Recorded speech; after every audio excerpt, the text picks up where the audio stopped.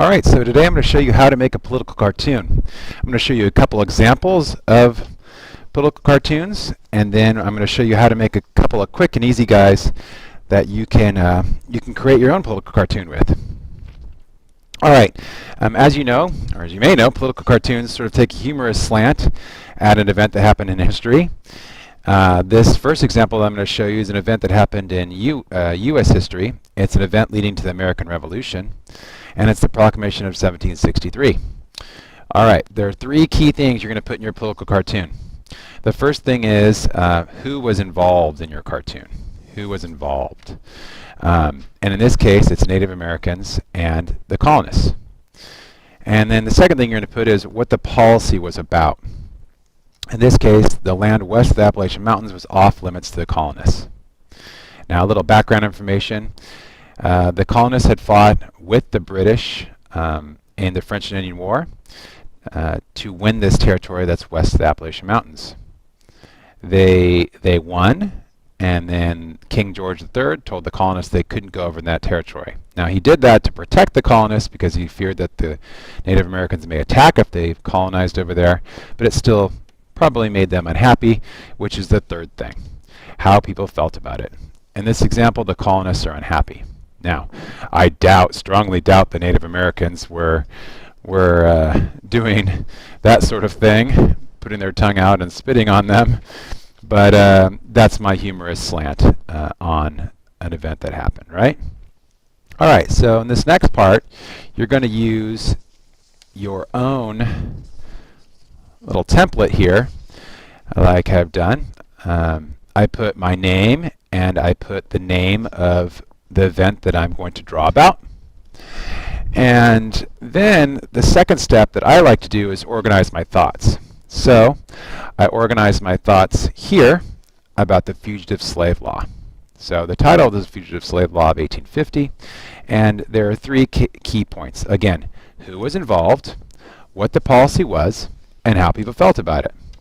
So the key participants of the Fugitive Slave Law were Northern abolitionists, people who didn't want slavery, the Southern slave owners, and then of course the slaves themselves.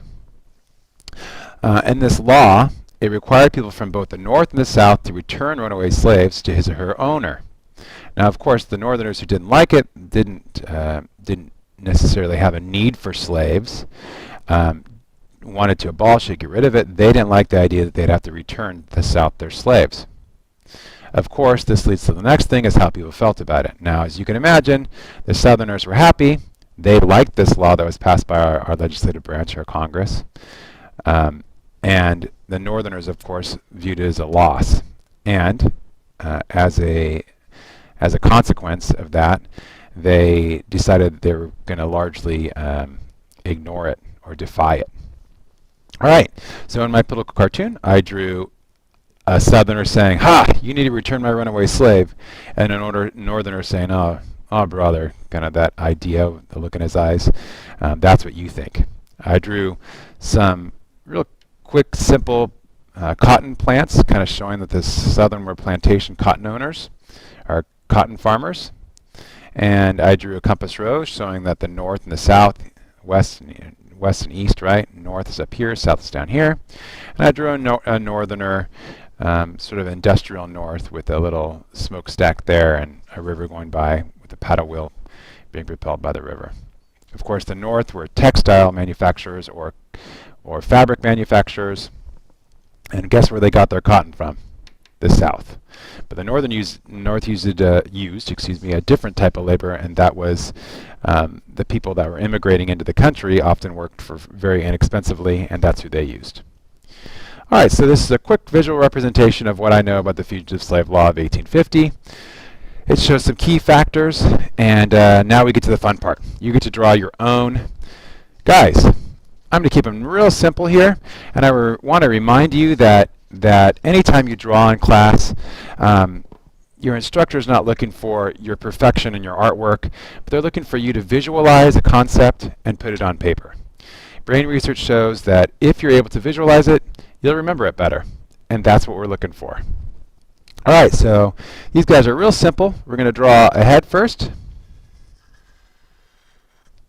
Right? Don't worry if your Circle's not perfect. Don't worry about it. All right, head, and then a body. I drew kind of a big head. Your proportions might be a little different. All right. Then I like to draw the arms coming off the body like this.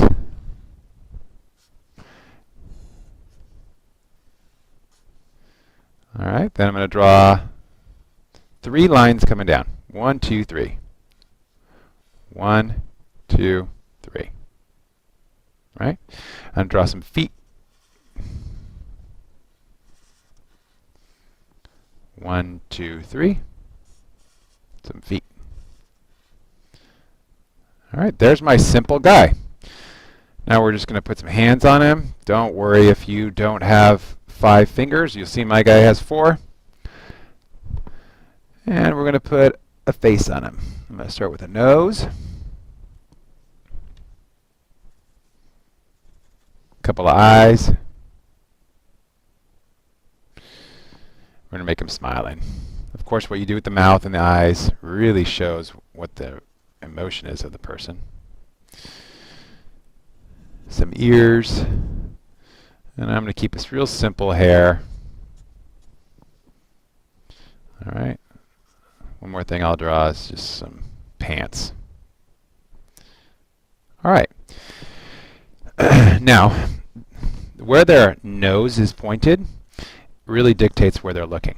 So that's the next little quick key concept I want you to know. He's looking up, right? He's looking down, right? He's looking to the side. All right, so this next guy we're going to draw is to the side. All right, so we'll draw the head first. Since I'm drawing with Sharpie, I'm going to leave a little space so I can put the nose there. The nose. There we go. Again, you can make your nose any size you want.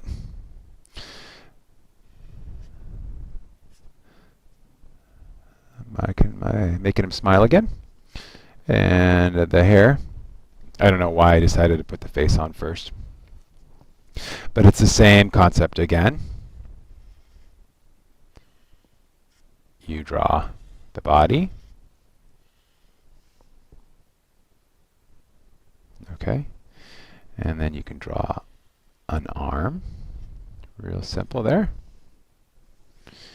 And then 3 lines. Of course, the leg here is going to be the biggest because you're not going to be able to see the back leg as well. And some feet. I know I'm going a little fast, so I'll recap. 3 lines here. Some feet. All right, I got my basic guy now. Puts a hand there. The feet, I'll put some pants on him. Just to make things easier, if I wanted my person to be holding something, I always just use this other arm. And I could just make the hand here.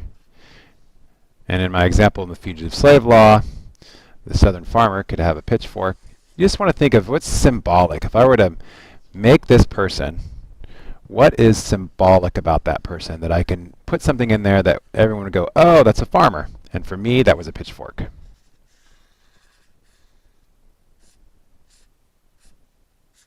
Keep it simple. Again, your teacher is going to look for your ability to show the concept, not necessarily your ability to draw something.